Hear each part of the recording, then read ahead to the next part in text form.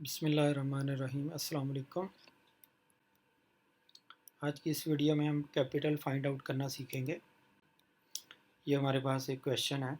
F Flint is starting a business. Before actually starting to sell anything he bought fixtures for 1200 pounds, a van for 6000 pounds, and an inventory of goods for 2800 pounds. Although he has paid in the full of for the fixtures and the van, he still owes 1600 for some of the inventory. B-Rub lent him 2500 pounds.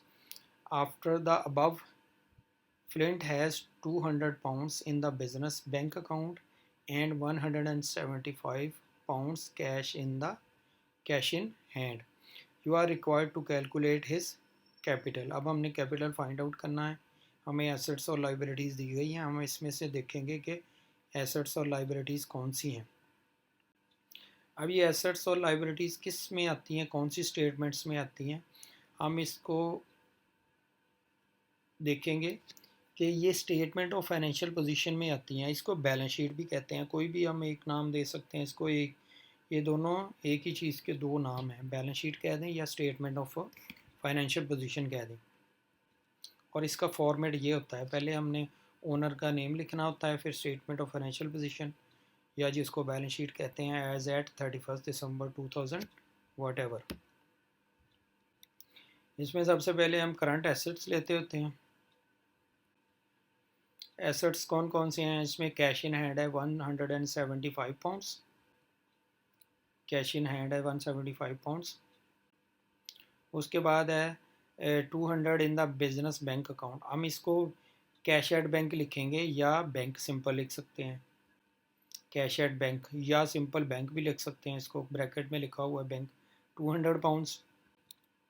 उसके बाद है as an inventory of goods for 2800 pounds.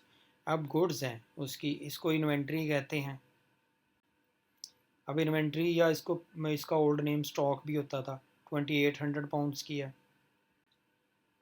Then in ये current assets से इसमें तीन थे और इनका जो सम आया है, जो टोटल करंट एसेट्स हैं वो 3175 के हैं। आप इसको बाहर वाले कॉलम में, आउटर कॉलम में लिखेंगे। इनर कॉलम में इन सब वैल्यूज़ को लिखा, आउटर कॉलम में इनका सम लिख दिया, मीन टोटल करंट एसेट्स लिख दिए। उसके बाद नॉन करंट एसेट्स, जिनको फिक्स एसेट्स भी कहते हैं।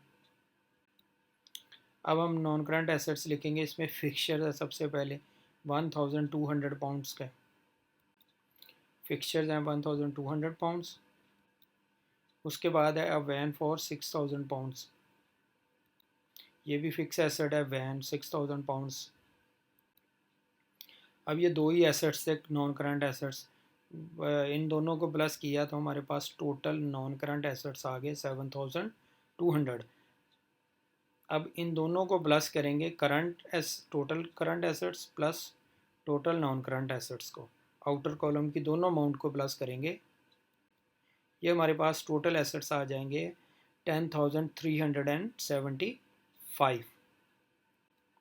अब ये देखें, एक और है आगे मैंने बनाया हुआ है कि स्टेटमेंट ऑफ फाइनेंशियल पोजीशन में हम ऐसे एसेट्स भी लिख सकते हैं। सारे एसेट्स एक ही रो में लिखते हैं। नॉन करंट और करंट को बाइफरकेट ना करें, सेपरेट ना करें, बेशक ऐसे ही लिख दें। करंट और नॉन करंट को एक ही लाइन में लिख के और उनका टोटल एसेट्स कर लें। 10,375 इन सबका टोटल आ गया। उसके बाद टोटल एसेट्स हम अगली स्लाइड में ले जाएंगे क्योंकि हमारे पास उसमें नीचे स्पेस नहीं थी। टोटल एसेट्स में से लेस लाइबिलिटीज़ करेंगे और लाइबिलिटीज़ में हमारे पास क्या क्या है? ही still owes 1600 for some of the inventory के। अभी भी उसकी है ओब्लिगेशन है, उसकी लाइबिलिटी है कि 1600 उसने इन्वेंट्री का भी पे करना है। तो ये हमारी अकाउंट्स पेएबल होगा। ये देखिए इन अकाउंट्स पेएबल, इसको क्रेडिटर्स भी कहते हैं। जो क्रेडिटर्स को हमने अपनी इन्वेंट्री के बदले में पे करना होता है कि अभी हम उनके मकरूज़ हैं, अभी हमने उनको पे करना है, तो वो है 1600 पाउंड्स। और नेक्स्ट हमारी लाइबिलिटी क्या है? बी रब लेंट हिम कि बी रब ने लेंट किया बिज़नेस को 2500 का, तो हम क्या लिखेंगे, लोन फ्रॉम बी रब। ये नहीं लेंट फंड इस तरह नहीं लिखेंगे, हम लिखेंगे लोन फ्रॉम बी रब, या लोन भी लिख सकते हैं लेकिन लोन फ्रॉम बी रब लिखेंगे ताकि ये क्लियर हो जाए किससे लोन लिया था, 2500। ये हैं जी टोटल लाइबिलिटीज़ मीन 4100 की। अब हमने इसको ब्रैकेट में क्यों लिखा, क्योंकि हम इसको लेस करना है, total assets less total liabilities. अब टोटल एसेट्स में से टोटल लाइबिलिटीज़ को लेस करेंगे तो हमारे पास कैपिटल आ जाता है। जैसे एसेट्स लेस लाइबिलिटीज़ होता है इक्वल टू कैपिटल होता है, ऐसे ही ये कैपिटल के इक्वल आ गया। अब इसको कैपिटल को हम नेट एसेट्स भी लिख सकते हैं और कैपिटल को ऐसे हम नीचे लिख सकते हैं, और ये दोनों आपस में इक्वल होते हैं। नेट एसेट्स कैपिटल के इक्वल होता है। अगर आपका ये इक्वल होगा देन आपका क्वेश्चन सही है। अब इसमें तो कोई कैपिटल नहीं दिया हुआ था अलग से, उन्होंने कहा फाइंड आउट करें। अगर कैपिटल दिया हो तो आपके एसेट्स में से लाइबिलिटीज़ को लेस करके उस कैपिटल के इक्वल आना चाहिए, फिर आपको पता चल जाए कि आपका क्वेश्चन ठीक है, जो स्टेटमेंट ऑफ फाइनेंशियल पोजीशन आपकी ठीक है, बैलेंस शीट आपकी ठीक है। इसीलिए इसको बैलेंस शीट बोलते हैं कि ये नेट एसेट्स और कैपिटल बैलेंस होना चाहिए बैलेंस शीट में। Thank you.